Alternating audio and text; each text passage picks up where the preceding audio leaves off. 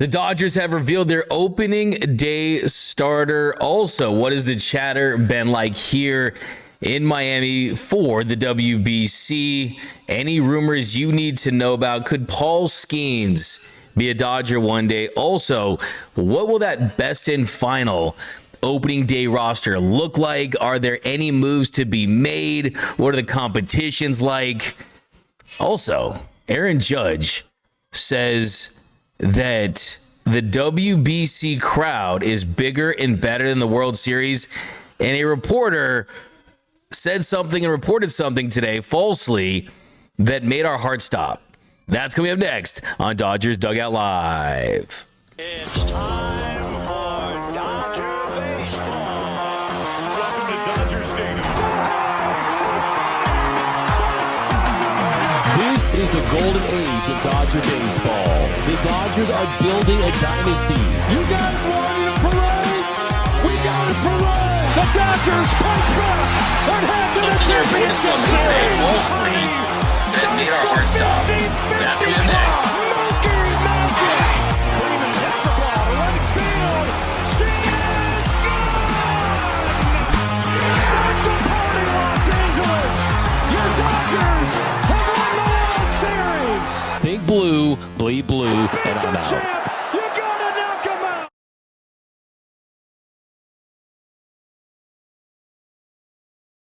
Live from the heart of Los Angeles, this is Dodgers Dugout Live with your host, Doug McKain. What is up, Dodgers Nation, and welcome to Dodgers Dugout Live, the #1 Dodgers podcast and Dodgers show on YouTube. My name is Doug McKain, credentialed member of the media. You can follow me on X and Instagram at DMac_LA. If you haven't yet, what are you waiting for? Hit the subscribe button, hit the notification bell, drop a like, drop a comment, getting close to 200,000 subscribers. We got to get to 200K, getting close to 500K on Instagram. We're trying to get to 1 million followers before opening day. So follow us on all of our social media platforms, subscribe to the channel. If you're on podcast form, give us 5 stars, write us a review. Also, this show is brought to you by www.gearup.la, the official merchandise store of Dodgers Nation and the LA Sports Report. It's my new show dedicated to all things LA sports. Today's Dodgers Dugout Live poll question of the show, I asked you guys over on the X. Is the WBC crowd atmosphere bigger and better than the World Series? That is what Aaron Judge told us last night in Miami at Lone Depot Park after the Dominican Republic USA game. And right now, 90% say no and 10% say yes. So we'll get into that, but there's so much to get into in the world of Dodger baseball. So let's get right into it. Leading off, the hottest story in Dodger baseball. All right, so the hottest story in Dodger baseball, there are a few to choose from, and we're going to get a lot in on this show. I actually have 4 interviews to get to. We have former Dodger Jimmy Rollins. We've got Dodgers third base coach Dino Ebel. Also, Tim McMullen from the Just Baseball podcast, and Rob Friedman, the pitching ninja, joins the show. So 4 interviews coming your way. Tons of Dodgers updates, lots of stuff to get into. But we'll start not with the Dodgers giving up 24 runs because it's spring training. Not a ton to get into as far as position battles. There are some things that we need to sort out a little bit. But one of the things that was pretty interesting today that had the Dodgers social media world losing their minds was that it was reported for a split second, really, it felt like, probably 10 minutes, the Athletics' Evan Drellich, he erroneously identified Dodgers infielder Miguel Rojas as a player that was going to be suspended for 80 games for a banned substance. He tweeted that out, and everyone lost their minds. Everyone went crazy. because it felt like, wait a second, is this the World Series hero himself? Is this Miggy Rowe, the guy that's going to be the manager of the Dodgers one day, possibly? The guy that had, in my opinion, the most important, biggest home run in Dodgers franchise history. Would that delegitimize all of that? There's just so much that swirled around for a couple of seconds, because this was the tweet from Evan Drellich breaking: Miguel Rojas of the Los Angeles Dodgers has been suspended 80 games for the use of a banned substance. And then he did come out few minutes later and tweeted, "I've deleted a post incorrectly identifying who was suspended today. It was Johan Rojas of the Philadelphia Phillies who was suspended."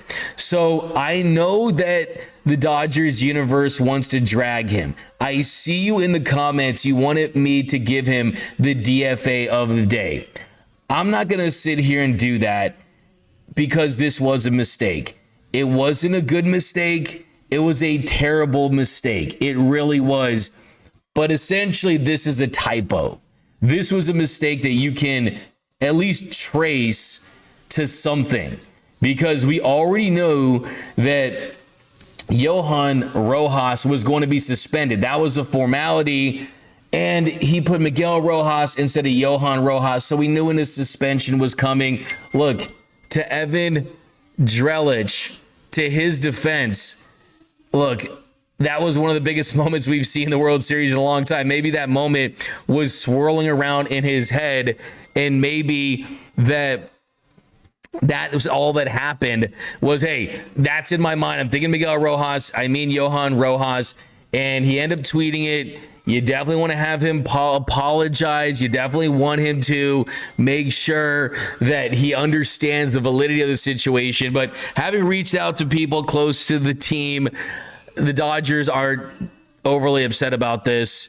They understand what took place. It was a mistake. So Evan Drellich, who, by the way, Dodgers fans, he wrote the best book that I've read so far about the Trastros cheating scandal in 2017, completely exposing them. Let's not forget, Evan Drellich was big on that.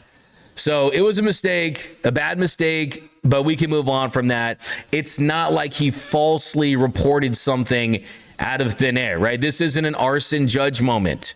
This isn't. I mean, you could even say this isn't a Shohei Ohtani moment, if you know what I mean, right? We've seen a lot more egregious ones, and unfortunately it happens. I mean, look at Ken Rosenthal, Padres, Max Scherzer. He ends up with the Dodgers. That's different, and things change. Things are fluid. I think, yes, that it was scary. A lot of people were at work. A lot of people probably didn't see this by the time he apologized, so it's kind of one of those things. So we can move on from that. But some other Dodgers news, so much to get into, is what have I told you all off season? What I tell you in December, January, February, and March, when you guys asked me who was going to be the opening day starter, I said that this decision was made a long time ago, that it was always going to be Yoshinobu Yamamoto that was going to be getting the ball on opening day. For starters, he's the Dodgers pound for pound best pitcher. The good thing about this team is they do have more aces than a deck of cards. They are the murderer's rotation. There are times when you can argue that Shohei at his best looks like he's the best. Blake Snell, when he's at his best, looks like he's the best. Even Tyler Glasnow can join that conversation occasionally. But pound for pound, start for start, inning for inning, Yoshinobu Yamamoto is the Dodgers' best pitcher, as evidenced last year in the World Series, where he won the World Series MVP. And he's their best pitcher. He's also deserved to get the honor of being the guy on the mound, the pitcher that gets the ball, that toes the slab on opening day when the Dodgers begin their season on Thursday, March 26, against the Arizona Diamondbacks. Yoshinobu Yamamoto had a great year last year. Finished third in the Cy Young voting, posted a 2.49 ERA, a 2.74 expected ERA, made 30 starts, had 201 strikeouts to 59 walks in 173 and 2/3 innings. But last season for him, it was about the postseason, and that's how it ultimately be remembered. He went 5-1, posted a 1.45 ERA, had 33 strikeouts to 6 walks in 37 and a thirds innings. He pitched a complete game in Game 2 of the NLCS and the World Series. It's the first major league pitcher with back-to-back postseason complete games in 24 years. And then he followed that up with 6 innings in Game 6. That game ended up as a victory for the Dodgers. And then, as great as those complete games were, he'll be remembered for those final 8 outs that he recorded in Game 7 to close it out that earned him the World Series MVP trophy. He's going to be the talk of early on just because of, hey, they have got a lot of guys that could compete for a Cy Young, but he said last year, and he feels the same way, that he wants to win a Cy Young before his career ends. And I told you a story from spring training when I was hanging out near Yoshinobu Yamamoto's locker, and I was messing with his translator, and I said, hey, he wants to win the Cy Young this year, doesn't he? And Yamamoto's standing right there. He was working with the folks from Nike on getting his new gloves together for the upcoming season. And I said, he wants to win the Cy Young this year, doesn't he? And then someone told me around him, he wants to win the next 4. So that just tells you the kind of mindset that he has and the confidence that he has. And he is the second Dodgers pitcher in franchise history to get the final out of the World Series and then start on opening day the following season. Sandy Koufax did it in 1963 and 1964. And he also was the Dodgers opening day starter in Tokyo against the Cubs. And the Dodgers won that game. He's going to be the first Dodgers pitcher to make consecutive opening day starts since Clayton Kershaw did it famously from 2011 up to 2018. It's a 5:30 p.m. start. It's going to be on NBC. And it's going to be on Peacock. By the way, I'm still digging here in South Florida. I'm at my in-laws' house. Great place here. And I saw Clayton yesterday. I was asking him, are you going to be at ring night? He's going to be there. He's going to be there. He's going to be at ring night. And we'll see if he's going to throw out that first pitch. I've been on it. I feel it in my bones. First pitch on opening day, and then he goes in. He's an analyst for NBC, and then he's there on ring night to accept his ring with his teammates.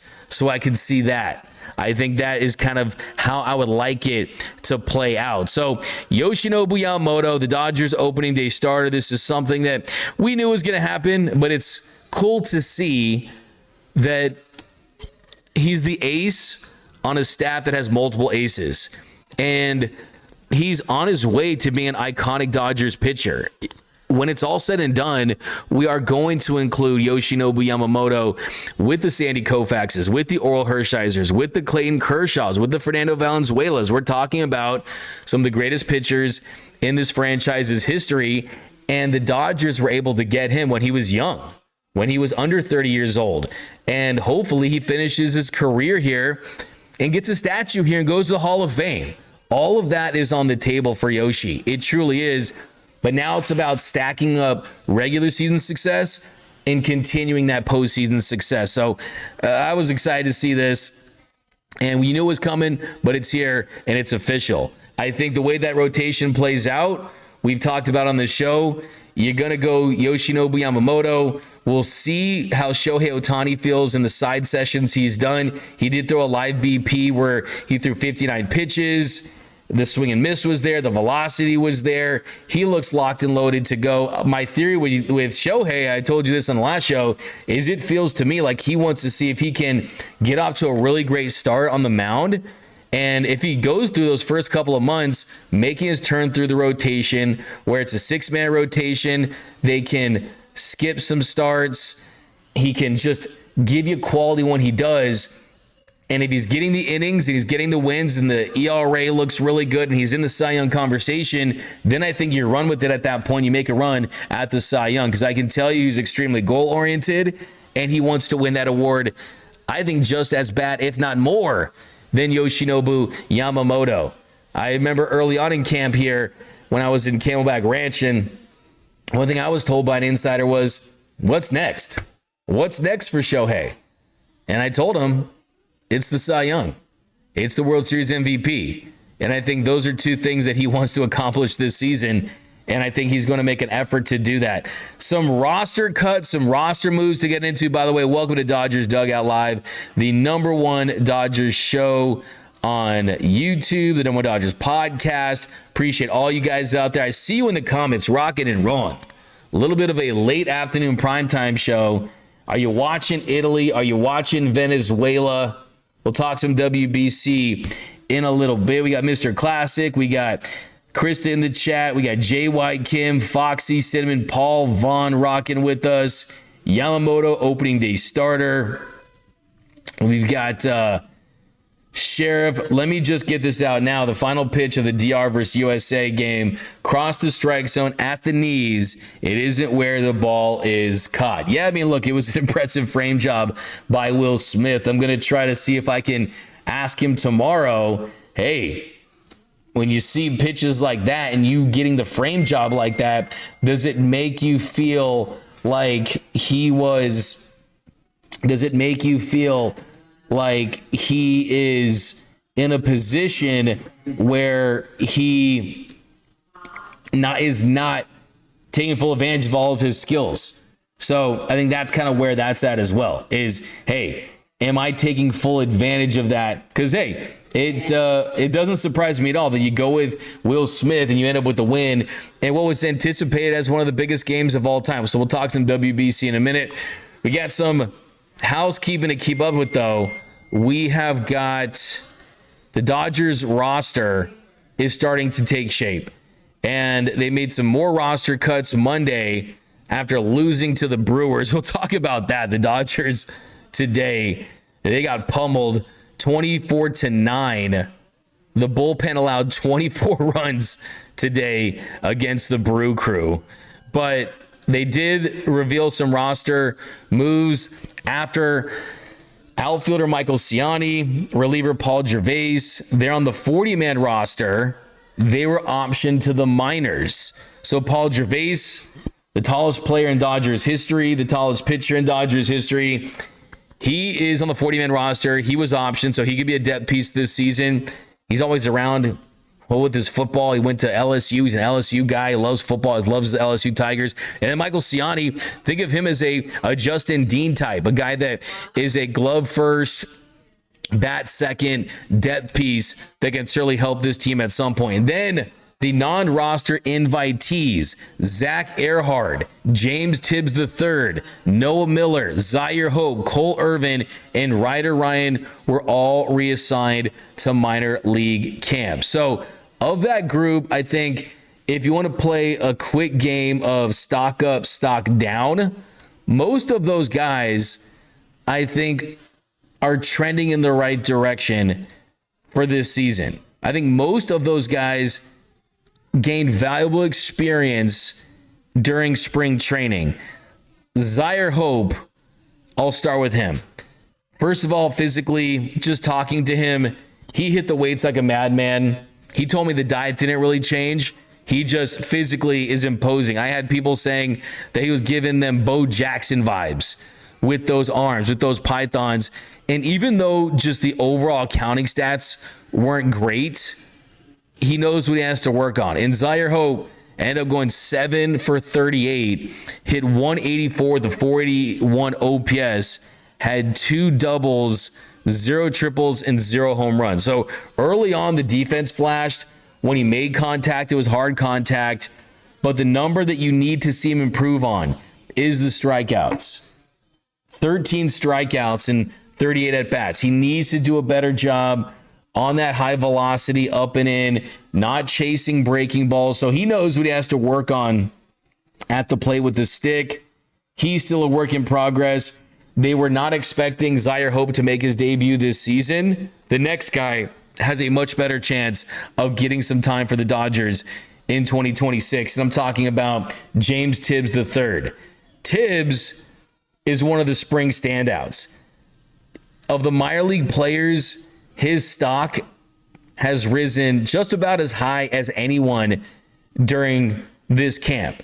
He ends up in 20 games going 14 for 43, had 2 doubles, a triple, 3 home runs, 10 RBI, 20 strikeouts to 6 walks, hit 326 with an OPS of 1,043.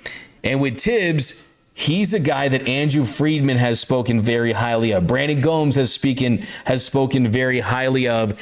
And if they need an outfielder that they're going to call up, Tibbs is going to be that guy. We know Ryan Ward and everyone wants that to happen and things like that, and they wanted that to happen. But Tibbs is someone that I think profiles more as a potential player for their future. Remember how they got James Tibbs? Tibbs was included in the Rafael Devers deal. The Giants sent him to Boston, and then Boston sent him to LA in the Dustin May deal. And ever since he got here, he's really thrived. He's really flourished.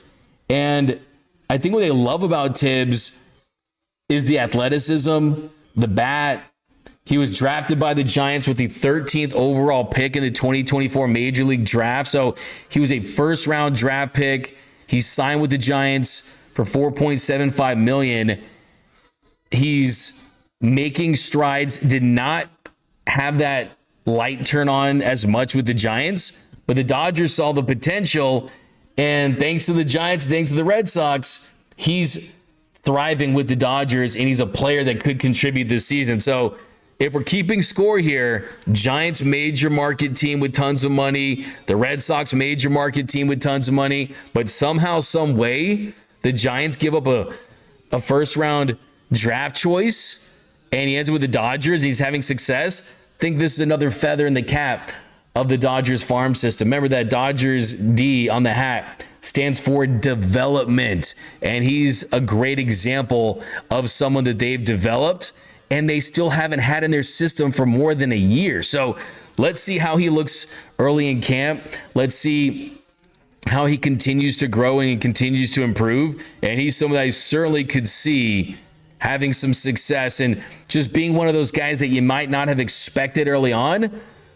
But once the season came around, James Tibbs, he's someone that very, very high on, and I've heard a lot of great things about him. Too, Earhart was in that mix as well. Earhart was in that trade too in July, and he was impressive as well.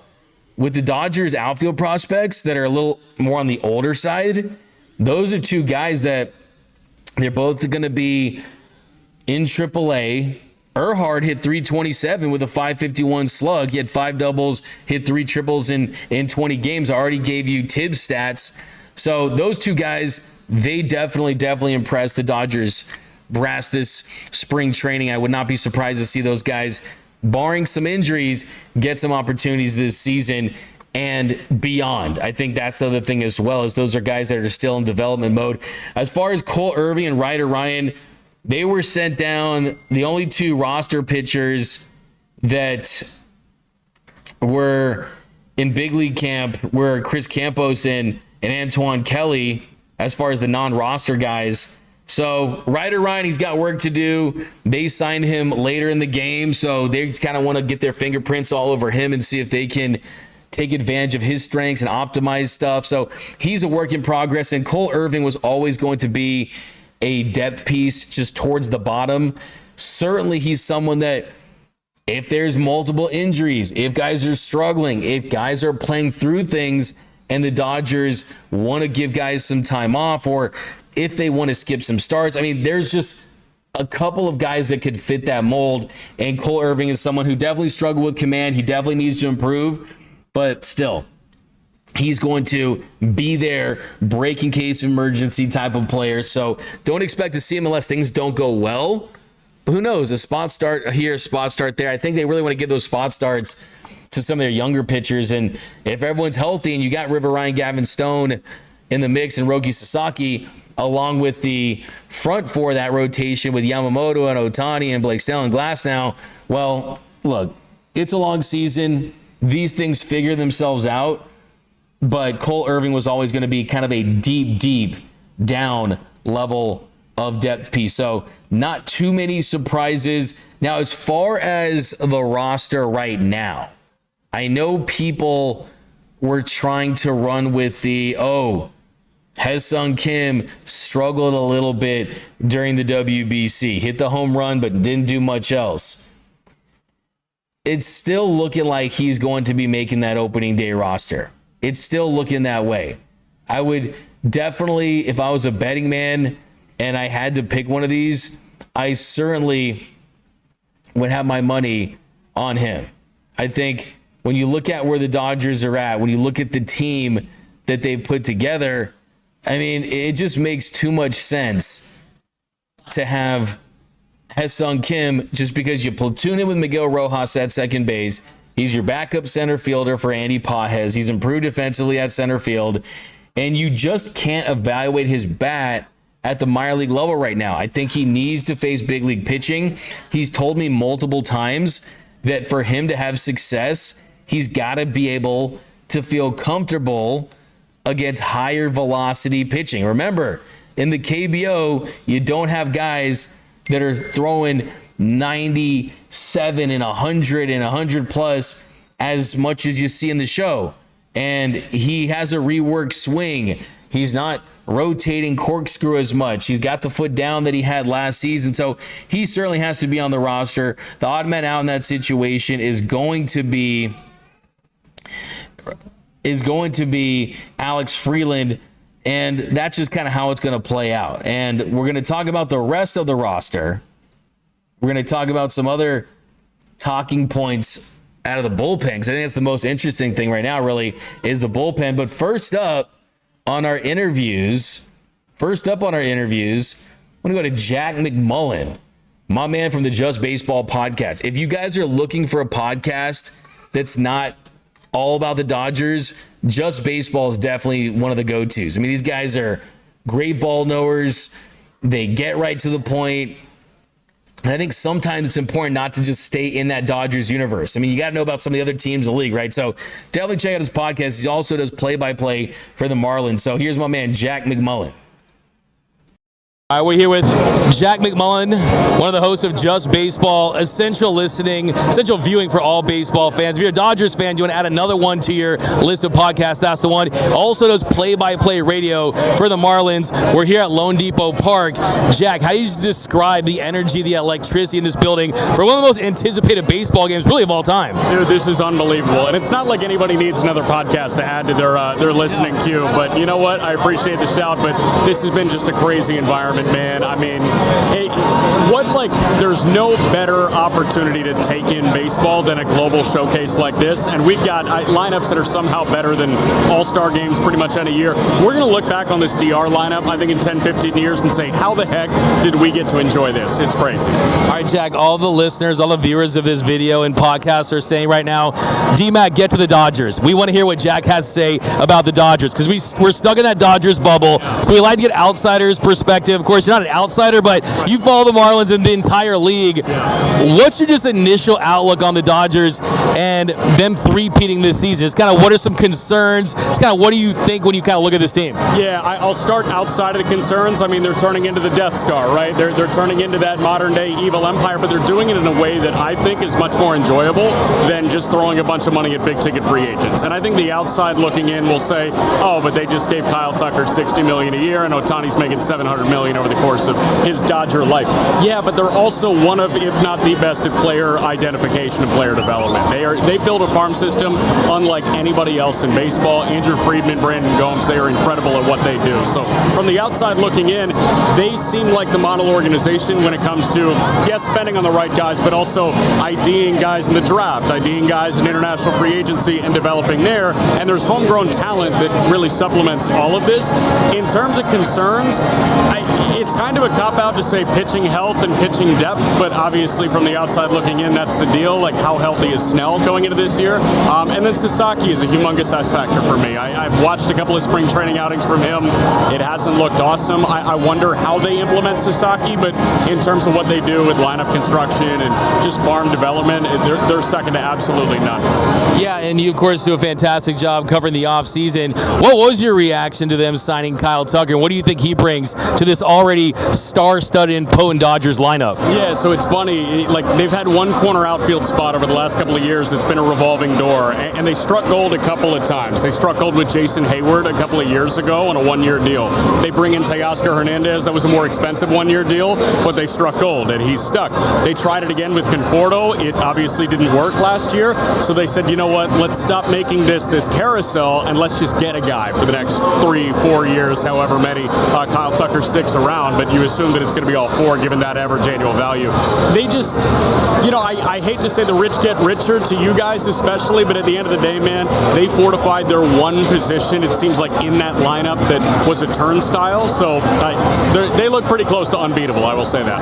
And there's no guarantees in baseball, but who are some of the teams in the National League that you think could be a threat to the Dodgers this year, just heading into the season? Yeah, so I loved the Mets offseason. I did. It was a total restructuring, and they are the perfect example of why you cannot judge an offseason in December. You have to wait until the offseason comes to a close to actually judge it at that point. I thought they got a heck of a lot better defensively. They shored up the starting rotation. They bring in Freddie Peralta. We'll see if they extend him. But I think in 26, the Mets are certainly a team that's going to pose an issue. And I always love Arizona, man. Arizona is sneaky. They always hit enough. I know Naylor's not in that fold right now. I know Gino Suarez is not in that fold right now. But weird things happen at that ballpark. I'm sure your fan base knows that as much as anybody. So I'm never going to rule Arizona out. But the big one for me is the Mets. And then obviously the Phillies were amazing. Yeah, a couple more, Jack. Yeah, speaking of ballparks, Shohei Ohtani loves his ballpark. We know the greatest game of all time a couple years ago where he had the 50-50 game. Even in 2023 WBC. Last night hit a home run. What is it with Shohei Ohtani and his ballpark? And just what are your thoughts on him from just being one of the greatest players ever already? Unicorn, and I think in a vacuum, when you just look at the talent and what he does, he might already be the best player to ever put on a baseball uniform. In this ballpark, something magical happens to him. How about the laser beam against Venezuela in the quarterfinal? That was ridiculous. And the response to the Acuna homer against a guy like Ranger Suarez left on left. What this guy does is continuously push the bar higher than anybody ever forecasts a bar being. He's already got the highest bar we've ever seen in the history of baseball, and he somehow keeps on climbing a ladder and pushing that. So I have the utmost respect for him. I think everybody in baseball should have the utmost respect, and there's a reason that attendance, 5X's at pretty much any ballpark that he walks into. Got him for 8 more years. Jack, do you have a pick for tonight? The DR, man. That lineup is incessant. Geraldo Perdomo was a 7-WAR player, and he's hitting 9th for them. I feel like we always judge lineups based on who the 7, 8, 9 hitters are. Nobody says that 23 Atlanta Braves lineup was great because Acuna was batting leadoff or Olsen was hitting 3rd. They always describe it as like, oh, the Braves lineup was amazing because Michael Harris hit 8th, right? So when you look at the 9 hitter for the DR, that's just unbelievable. This lineup is great. I love Paul Skenes. I got to call his games in Indianapolis when he was in the minor leagues for, it felt like 3 days. But, man, that DR lineup is pretty incredible, and everybody out of that pen throws 100. So give me the Dominican Republic. Can't wait to see it. It's electric in here. Last question, Jack. I know a lot of people ask you about players. I want to ask you about broadcasters. Who are some of your go-to broadcasters that you looked up to, just some guys that really stood out? Yeah, well, you guys are really lucky with Joe Davis on TV. I think Joe Davis is the cream of the crop, man. I love him, and he's been so nice to me in the brief encounters that we've had, so Joe Davis is great. I think the guys in San Francisco are amazing, right? Dave Fleming, John Miller, Dwayne Kuiper, they're incredible. Jason Benetti is amazing as well. Boog Shambi in Chicago. We're really lucky with the number of uber-talented broadcasters that we have in baseball. Awesome stuff. Well, hey, guys, go check out his podcast, Just Baseball. Also, if you're in Miami, you can listen to him on the radio. Also, you get MLB Plus. You can hear him over there. So, Jack, thank you so much. Appreciate you, my man. Have a great season. No, man, appreciate you. Yeah. My man Jack McMullen for the Just Baseball podcast, also the Marlins play-by-play broadcaster. Really awesome getting caught up with him. He did bring up the New York Mets. It does feel like if everything goes the way we think it could go this season, the Mets put together a pretty impressive roster. I mean, Luis Robert Jr., does he reach his potential with them? Does he have the season that he had a couple years ago? Bo Bichette. You've got the Devin Williams, the Freddie Peralta. I mean, they have definitely a roster that, at least on paper, still is extremely talented. I think the big key to them is trying to get that clubhouse on the same page. Juan Soto, Francisco Lindor. I'll tell you guys a story about yesterday after the Dominican Republic lost. We were waiting for hours to talk to them, and by the time they came out, I know that Jeff Passan did talk to Juan Soto, and Juan Soto said, hey, we proved why we're the best team in the world and things like that. Look, I don't expect anything less from Juan Soto. You got to be confident. Yes, there were some terrible calls there. Yes, you could say that that game should have ended differently. My take on the situation is you got to give all the credit in the world to the Team USA pitching staff. Also, that play by Aaron Judge to throw out Fernando Tatis Jr. from right field all the way to third base. That was a momentum changer early on in the game. Also, the double play that Rogers was able to get after Paul Skenes left the game. The defensive plays from Bobby Witt Jr.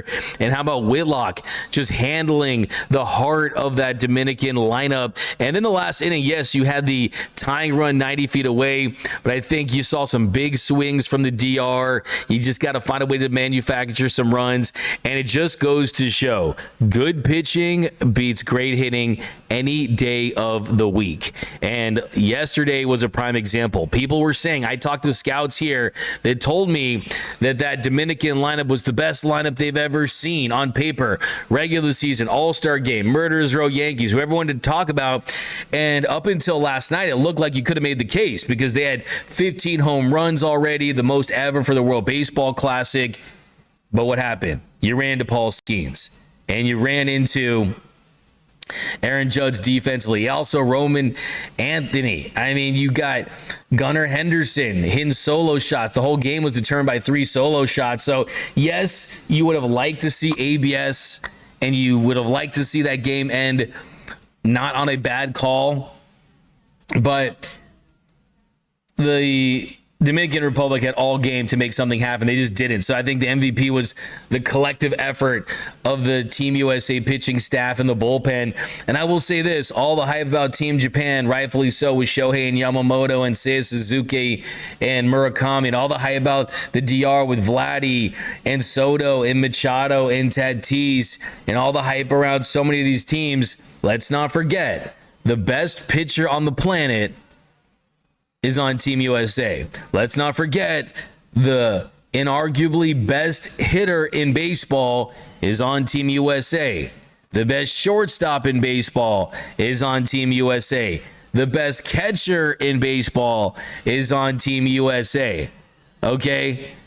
The best players in the world are on Team USA if we're going pound for pound with Paul Skenes, Aaron Judge, Cal Raleigh, Will Smith, and Bobby Witt Jr. So let's not forget that, okay?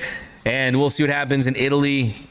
I'm going to make him an offer. I can't refuse. I'm here for Italy. I'm here for Venezuela. But before we kind of get to our next thing, we did get to talk to Aaron Judge. And I'm sitting there right in front of Aaron Judge thinking about, hey, man, what should we talk to Aaron Judge about? And he starts talking about the WBC crowd versus the World Series. And here's what Judge had to say. He said, the WBC trumps the World Series. I'll let you be the judge. Oh, I say it's been bigger. The World Series I was in, the crowd here, the crowd we had when we played against Mexico, it's bigger and better than the World Series. It's just, like I said, the passion that these fans have representing their country, representing some of their favorite players, there's nothing like it. And that's what you dream of as a kid. When I was betting my backyard, playing wiffle ball, this is the moments you dream of, big spots, big situations, and it gives me chills right now thinking about how special that was. I try to take a moment every game to kind of look around, appreciate the crowd, appreciate the moment, and it's just a blessing that we get to go out there and do our thing. So my jaw dropped when he said that, because I just knew that everyone was going to run with this, saying that the WBC is bigger and better than the World Series. And yes, the first thing that crossed my mind was, My man, you did see Dodger Stadium shaking after Freddie Freeman hit the first walk-off grand slam in World Series history. You weren't talking about Dodger Stadium, were you? You must have been talking about Yankee Stadium, because Dodger Stadium was lit. But I will say this, having been to these World Baseball Classic games, when you're talking about fans consistently cheering in unison, I've never seen anything like I've seen from Venezuela, from the Dominican Republic, Team Japan. I mean, we're talking about just a different experience. We're talking about chants the entire game. Fans singing in unison the entire game. It feels like you're at a World Cup soccer game. Now, I think the World Series at Dodger Stadium still, with 50,000 plus in a big moment, is absolutely louder than the WBC. But it's just different. There's a different pride and pageantry on the line when you're representing your country versus your big league team. And these guys are going to battle with guys that they grew up with, guys from their country. It does mean something. I mean, I'm not here to talk for the players, right? These players are the ones that are playing these games, and these players that are making these comments are players that have participated in both. Kike Hernandez had the WBC ahead of the World Series. Aaron Judge saying the same thing, but my counterpoint to them would be this, just about the WBC. And I'm all about the WBC. I think the World Baseball Classic is great for the sport. It's going to continue to grow. It's only going to get better. But I will say this, that if we are going to continue to elevate the WBC, we can't continue to have these incomplete rosters. You can't have pitchers that can only pitch for 4 innings. Like, we need to find a way in the next 30, 40, 50, 60 years, I'm thinking big picture down the road, how do you make the rosters for every team the best that they can possibly be? Because once you figure that out, you essentially are having all-star games, but with meaningful baseball the players care about. Like, the players couldn't care less about who wins or loses in the all-star game. I think the all-star game is one of the most boring games. Like, I would rather, I've had this take for years, I would rather see the 2 last place teams, the 2 teams with the worst records in Major League Baseball play than watch the All-Star game, because they're playing for nothing, right? Like, that's just me. I know that's not everyone's opinion, but for me, I need something. And even if it's 2 last place teams, it's a win or loss that's in the standings one way or the other. And what this is at its best, at its finest, is players that are playing for something, for fans that care. I saw multiple fans for the Dominican Republic. They weren't just glossy-eyed. They were downright crying, sobbing even at that loss. That's how much it meant to some of the fans from the DR. So I think you just got to find out how to get the rosters from an insurance standpoint too.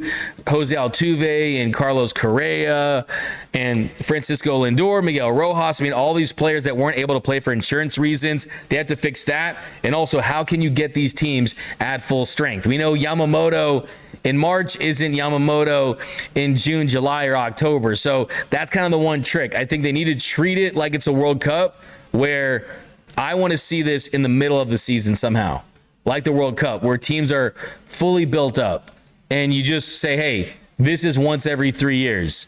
And it's so good for baseball and so good for the sport. That's where I think they should take it. Now, I'm going to give you a quick roster projection. Because I know we're kind of flowing through things super quick here. Actually, we'll just talk about Ha-Seong Kim. Ha-Seong Kim has looked good in his return. Yes, the bullpen was atrocious. Not much to take from that. I'm going to save some of that for tomorrow's show. But Kim has played well. In his 2 games since coming back from the WBC, he's gone 2 for 6 with 2 stolen bases. He's scored 3 runs. He's hitting .421 and 19 at-bats this spring. He is in the driver's seat to make the opening day roster. And I think quickly on the position player side, start with catcher, Will Smith, Dalton Rushing, Freddie Freeman at first. And second base, I think it's going to be Kim and Rojas platooning. Third base, I think it's going to be Muncy and Espinal, with Santiago Espinal, one of the bright spots this spring, a non-roster invitee, but with the DFA of Sawinski, there's an open spot on the roster on the 40-man, so you're going to be able to get him on. And then Mookie Betts and Rojas at shortstop, left field, Teoscar Hernandez and Alex Call, center field, Pajes, Kim and Call, some configuration of that. Right field, you got Tucker and Call. Call, of course, can get the call when it becomes a late game substitution. So those are the 9 guys I think are going to be starting games and coming off the bench. The bench is Rojas, Espinal, Rushing, and Call. Those are the 4 spots. Starters, Yamamoto, Ohtani, Glasnow, Sasaki, Sheehan. 5 starters. Ohtani with the roster spot, the unicorn, 2-way designation, doesn't count against the 13 pitchers. So you basically get 14 pitchers, obviously.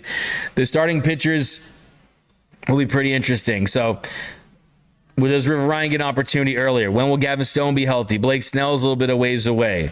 So we're going to talk about those a little bit on tomorrow's show. Next one I want to get into, speaking of pitching, is one of the greatest minds on the planet when it comes to talking about pitching. I've gotten to know this guy by going to some of these jewel events for the last couple of seasons, All-Star games, Tokyo, Seoul, things like that. And of course, I'm talking about Rob Friedman, a.k.a. the pitching ninja, one of the great baseball logos you'll ever see. By the way, he does have a book that's coming out later this month. He's going to be on our show to promote it. But here was Rob Friedman yesterday with some very interesting insights about Roki Sasaki.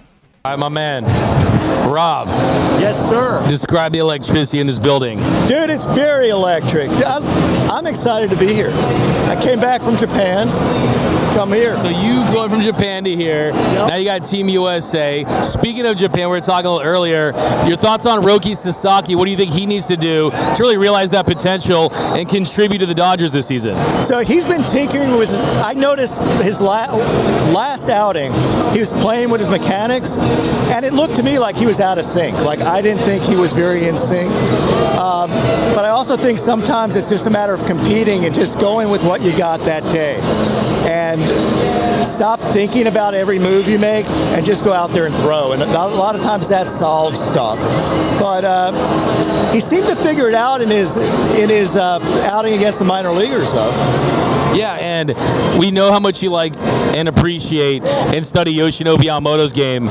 He's hinting at wanting to go towards a Cy Young. Shohei is Cy Young. Do you have a pick right now for Cy Young in the National League? I'm going with Paul Skenes again, but I think Yoshi's got a real shot. Like, to me, he's right there, and it wouldn't surprise me to see him pick it up. I love his attention to detail. I love how focused he gets.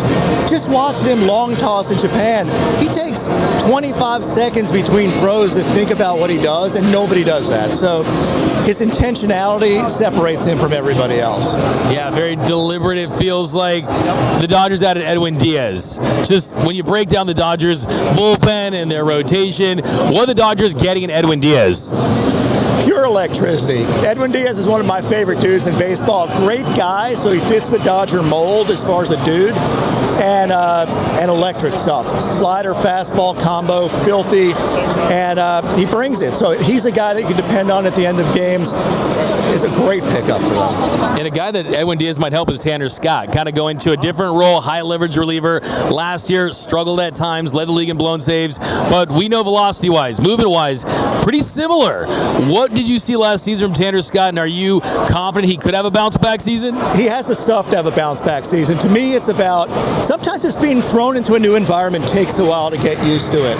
And he may have been pressing a little bit because he knows he's on a team of all-stars.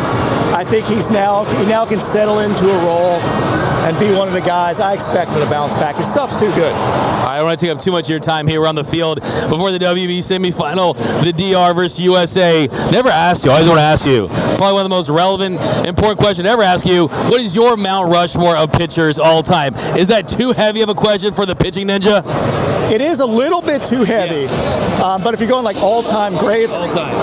I have for you, your favorites. Pedro, Greg Maddux, Randy Johnson, and I can throw anybody in there. I mean, it's the last spot. I'm going to go old school. I'll take like Tom Seaver, because it's one of those guys like he is what pitching is about.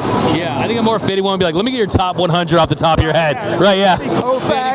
There's too many. Like, for me, Greg Max and Randy in there and Pedro, that's my big three, too. I love it. Kirsch and Clayton and Sandy. But all right, last thing here. You got to pick for tonight. It's going to be a tough one. If Paul Skenes can shut down this lineup, the U.S. will win. That's my biggest question is, can he do that? He's good enough to do it, but that lineup's also good enough to beat him. We're going to see. I hope it's a good game. He looked focused walking in here, didn't he? Oh, he is. He's that guy. So excited to see this. I would plug your social media and Instagram, but people already that are watching this, I guarantee follow you anyway. But if you are living under a rock and you for some reason do not already follow the Pitching Ninja, do that. Anything new for this season? I have a book coming out March 24th. Pre-order. Go get it. March 24th, you heard it. We'll have you on the show to talk more about it. Rob, also known as Rob Friedman, also known as the Pitching Ninja. Thank you for joining us here at Dodger Nation, my man. Anytime, Smith. All right, man. Hey. There we go. The great Rob Friedman. Okay, so yeah, Paul Skenes last night, 4 1/3 innings, 2 strikeouts. Just air quotes 2 strikeouts, but no walks, 71 pitches, gave up a run on the Junior Caminero bomb. But last night we saw a pitcher find a way to navigate his way against one of the most lethal and explosive lineups that we've ever seen in the history of this sport. I love Yoshinobu Yamamoto. I love Tarek Skubal. Paul Skenes might be the only pitcher on the planet that can navigate his way, that has the stuff to just absolutely neutralize an all-time great lineup like that on that stage. And I think Paul Skenes proved last night, again, what we already knew, which he's the best pitcher on the planet. I don't think there's anyone out there with this debating that with a straight face that's not biased. And I think what really impressed me last night was the fact that, look, this is not a guy that's pitched in a ton of postseason games at all. He's pitched in a grand total of 0. And the All-Star game is the All-Star game. Like, he has not pitched in these massive, meaningful games. And to know that he could slow his heartbeat down and can handle those situations, working with Will Smith, where they were working their way through the chemistry early on and then got on the same page. There's a lot of fastballs out over the plate kind of at times, and they found a way to make it work. So that was impressive in and of itself. But also it was the fact that he was able to keep that lineup at bay, even without relying on the overpowering strikeout stuff. He did have 2 strikeouts in 4 1/3. And for Paul Skenes, that is on the lesser side. So he proved that he can beat you with all kinds of different ways last night. And it was so impressive. And I couldn't help but notice this after he came out of his start. Look at Paul Skenes talking to Clayton Kershaw. They were basically talking the entire time when he got out. I took this video from right behind their dugout. And yes, I know you're thinking, you got Kirsch GM recruiting Paul Skenes to the Dodgers. No, I don't think that's necessarily the case. I think they were just talking ball. But I do think it's really, really cool to see that. I think it's really, really cool to know that Paul Skenes wants to be a sponge. I remember talking to Paul Skenes at the All-Star game, and he told me that Clayton Kershaw was as impressive as it gets when it comes to talking to pitchers, and that they talked pitch grips about their curveballs and things like that. So the fact that he's honoring the game like that by trying to soak in the wisdom of one of the best pitchers of all time, it tells you everything you need to know about him. Is as good as he is, he's going to get better. And he knows he's going to get better by talking baseball with guys like Clayton Kershaw. So I was impressed by that. Now the question is, when is he going to be a Dodger? Is he a future Dodger? There were some reports linking him to the Yankees this offseason. That was shot down. Then it was reported that he wasn't going to get traded, which everyone knew was the case. But I did speak to a Pirates insider that told me that most likely the soonest that the Pirates are going to consider a trade for Paul Skenes is going to be 2028. And the reason for that is he's still pre-arbitration, and you're not going to consider trading a talent like Skenes until you have to pay him big money through arbitration, which you're going to be paying him $30+ million a year if he continues to pitch like this. So when could he get traded to the Dodgers? 2028 is what I was told would be the soonest that they consider. Because think about this. If you are the Pirates, why would you want to trade Paul Skenes instead of trying to building around him? He is guaranteed box office. He is going to sell jerseys. He's going to sell seats every fifth day to the rotation. And how about this? If you trade Paul Skenes, what are you hoping that prospect becomes? Paul Skenes? A guy who's 23? A guy who's young? I mean, if you're going to trade Paul Skenes with 5 years of service time left, you shouldn't exist as an organization. You really shouldn't. It'd be like using your lottery ticket winnings. This would be like trying to get your lottery ticket winnings and buying more lottery tickets. Like, what's the point, right? It reminds me of just that Family Guy scene with Peter Griffin where he wants the mystery box.